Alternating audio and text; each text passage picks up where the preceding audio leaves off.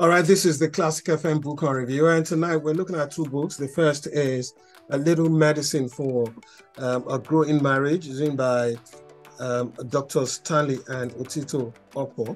Okay, you're suggesting a song. So if we're staying in Bob Marley, I don't want to wait for you. I don't want to wait in vain for your love. Oh, Lord have mercy. All right, quickly, Stanley and Otito. Now you've taken us through your story. But one part that's very important, I mean, two parts we'll talk about. In your book, you talked about high blood pressure. And then the second part is family incursion in marriages. The real marriage hasn't started until children start to come. Now, so can you take us through that experience? I think that's chapter 3 or chapter 4 of your book. Yeah. A man, a woman, and, can you take us through that part? How do you transcend from just two of you in terms of, lovey-dovey thing kind of thing, and then an intruder comes in? And I'm using that intruder, not, you get what I'm saying? Because we like it or not, when a child comes in, if you're not strong enough, if you cannot manage it properly, it becomes, rather than a blessing, it becomes an issue. So how do you transcend being just you and I, and it's all lovey-dovey, to a point where a child comes in? And I'm asking this because it's a major factor that should be discussed. Because one, like I said earlier on, if you like it or not, it's going to disrupt things. Because one, the shape of the woman is going to change. You like it or not, it's going to affect her. And not just her shape, her mood. What's that? Hormones, Abby? Things are going to change. The man who would probably think that, babe, what's up, man? Let's go out. All of that. Will start thinking that, man, the money that I'm making is really not enough. I need to make more money. So you find that so much is going on that wasn't there originally. Now he needs to buy diapers. He needs to buy, and these were not there initially. So apparently when both of you are putting money together, you're making money and you think you're making enough, is when one child, two children come in. That's when you realize that, this money not even reach anything. You sure you understand? So how do you manage all of that? Let's go first. How do you manage it? I think we talked about it. I don't know if we had originally said we'll have 3 children, but after the first 2 came, it's like we have to collect our brains back. These 18 plus years, right? If you count how old each of them are, 18 plus years of you not having your life back, right? In that sense, where everything you do has to be centered around these 2 children. And you also bring in the context now of neurodivergence. Like a lot of children are being born with special needs. So that itself adds another, layer into the relationship. But yeah, we had talked about, the number of children we would have, but also with the caveat that children are a gift of God, right? People can talk about everything they want to talk about, but you can enter that marriage and you wait 1, 2, how many number of years, children don't come, or in some cases you are never blessed with them. But I always say, parenting is not necessarily also about your own biological children. There are many ways to be a parent. Yeah, there are many ways to be a parent. So it was the realization, and just continuing to talk about it, and then not to forget society, right? We live in America where you don't have someone you can call agency and say, come and find me one girl that will come and live in our house and do all the work. So we had to manage that as well, manage expectations, which was not easy. There was a question of, I can't come and go and die, come and help. We had to talk about that a lot, which if you then come to a person's house, which I don't know if you hear this is a lot of issues for American couples where the man is just doing a lot of work and then family members come in and say, what's all this domestication, right? You know, that kind of thing. But it's the society. It's not because anybody wants to. If you left me, I will be less domesticated. I will, you know, find somebody else to do the work for me in that sense. But since it's the society we live in, how do we manage, right, within the constraints that we find ourselves? Yeah, Stanley. What I want to add to what she's saying is that you need a support system. You need it. It's true.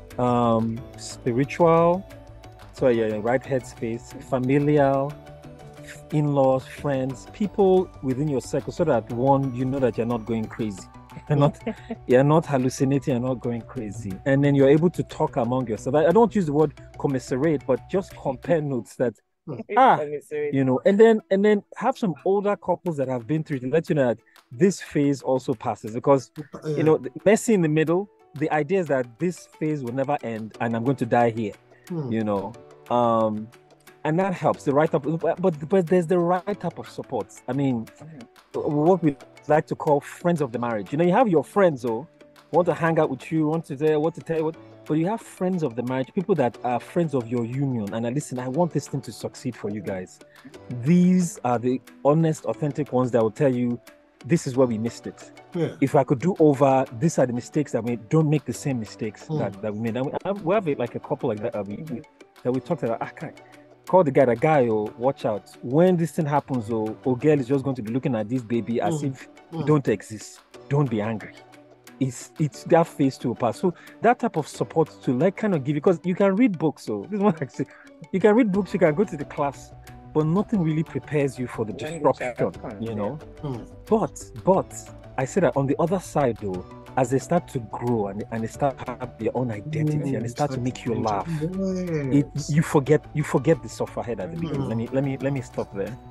All right, both of you have something that you said in your book. I need a little bit of clarification on this. You said that God have your way in my life, and God bless the plan I have made for my life. What's the difference? I think that was my line. So when I'll start with the latter. God bless the plan that I've made, is that I really want this phone. This is what I want, you know, and God help me to get this phone by hook or crook. But God have your ways that if it's your will that I don't have a phone at all, I'm okay with that also. What's the difference? So I think a lot of times we make plans based on what we've seen other people or what we think we would like to have, and want God to seal it with a rubber stamp. So in other words, we pile up pressure on ourselves. And when God doesn't do it, yes. Exactly. And when God doesn't do it, you're like, my prayers are not. But the other is like, God, is this really your will? And even if it means eating your humbling pie and riding your bicycle, one other people are driving their 504, you're like, okay, I'm in the midst. I mean, I think as Nigerians and as immigrants and whatever, you will succeed one way or another, but there's God's own success, and then there's another that's the man-made success. You know, people can't tell the difference, but you sitting in the seat, you know the difference. There's one that even with all this success, you're still not happy, and there's another one whereby even though it seems as though you've not succeeded, you're happy. You have peace of mind. Yeah.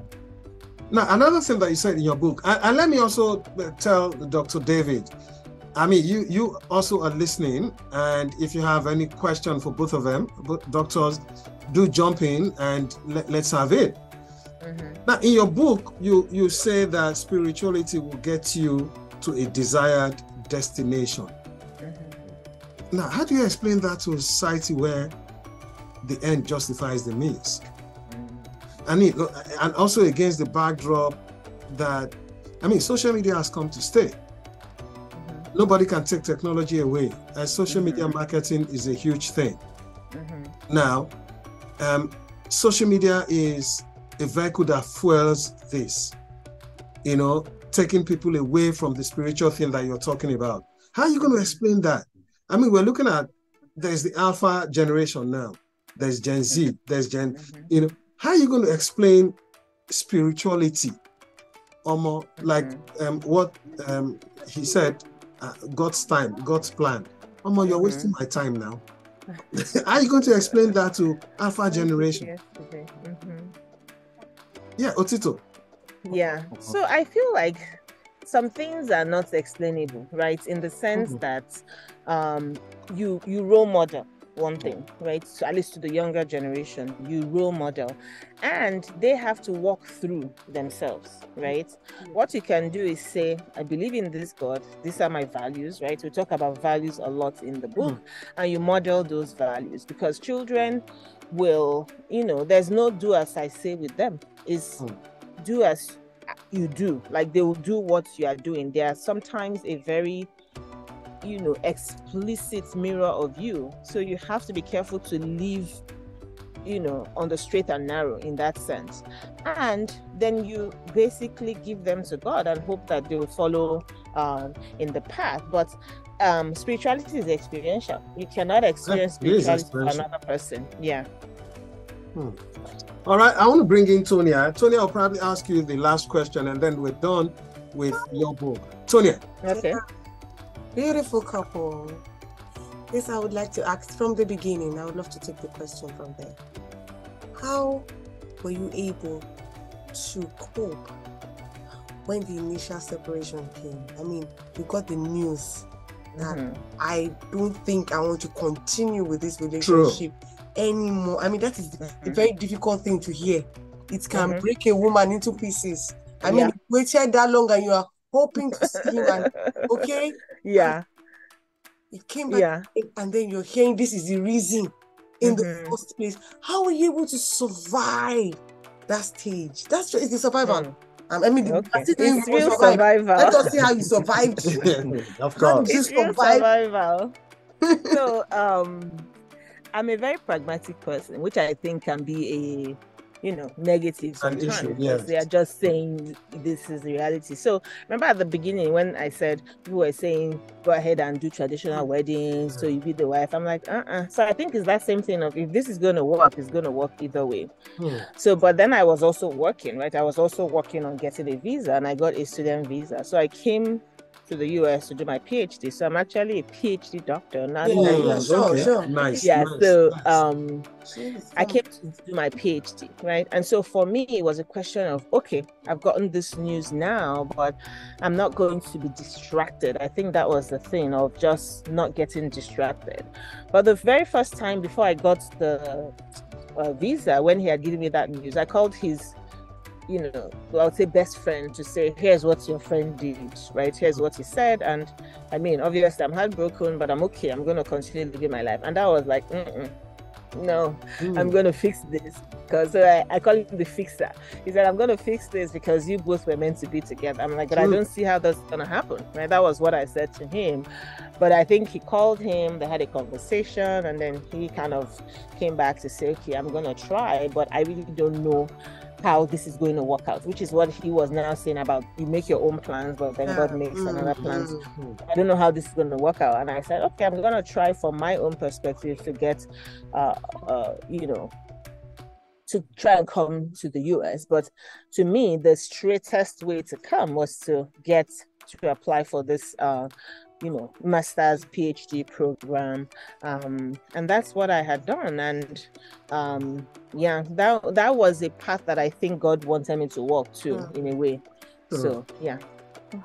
All right. Where can we get this book? Amazon. So we're trying to work with a Nigerian publisher, so at least it's available in Nigeria, but we have the Kindle version on Amazon, and we have the paperback version as well on Amazon for those who are able to get it from there. But like I said, we're trying to work with a publisher in Nigeria so that it will be available in bookstores in Nigeria.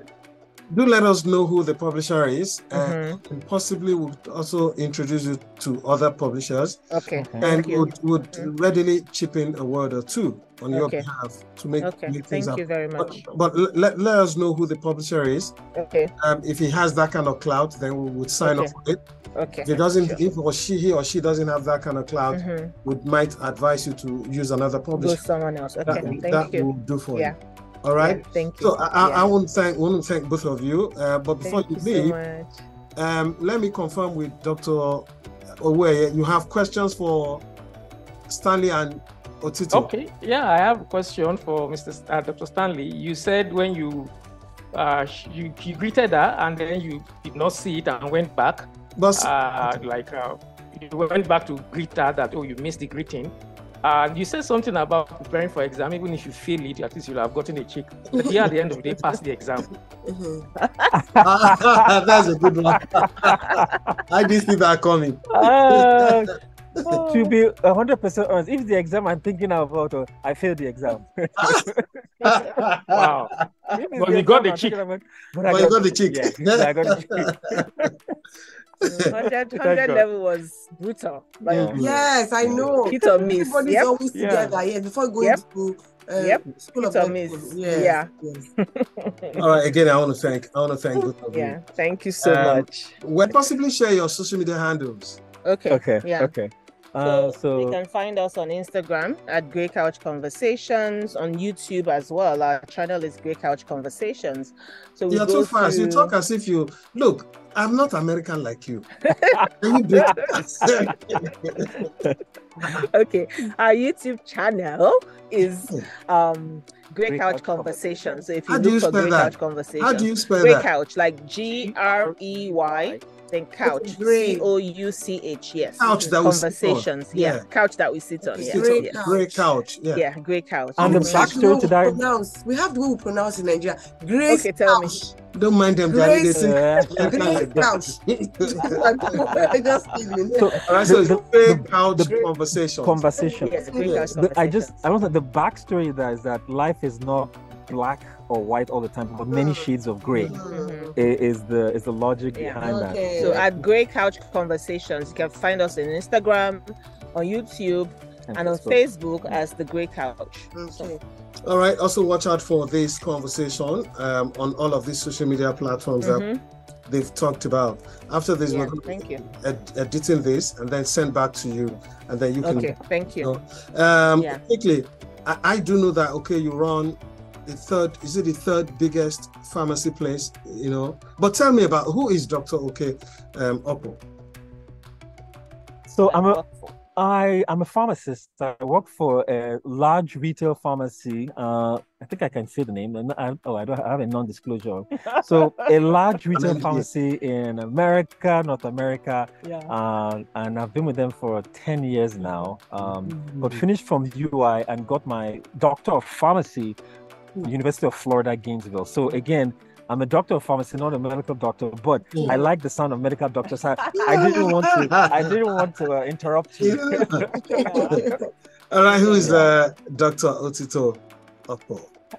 Okay, so I'm also a pharmacist, but I'm on the teaching side. I'm an associate professor of pharmacogenomics. I have my postdoctoral studies in genetics, and I'm also an organizational psychologist. So all of that put together, I kind of help people optimize their strengths